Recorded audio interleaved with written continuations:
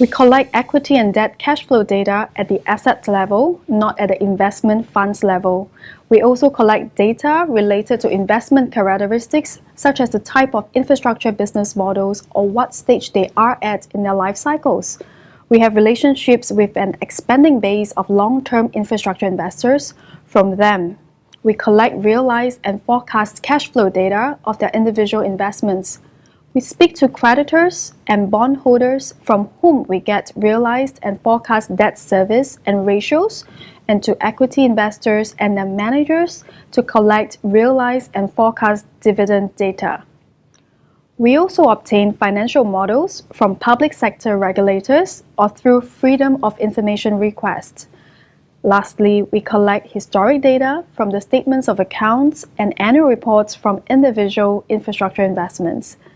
In each country or market, we begin by surveying the entire population of investable infrastructure firms, whether they are individual projects, utilities, or regular corporations.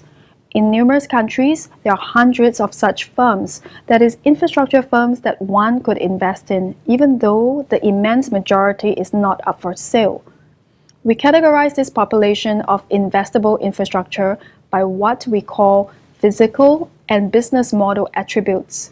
In other words, by the major characteristics that we can expect to explain the variance of asset prices.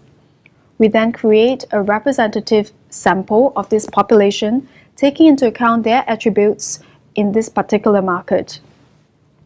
So for example, if investable infrastructure in a given country consists of 15% of merchant projects in the $100 to $300 million range, we aim to build a sample which is representative of this fact.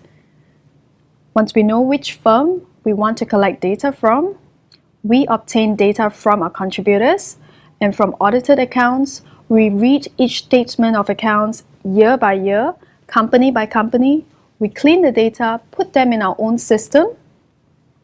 The end result is a high-quality database of infrastructure investment data. By 2017, we expect our database to cover in excess of 1,500 firms in both OECD and emerging markets dating back 15 to 20 years.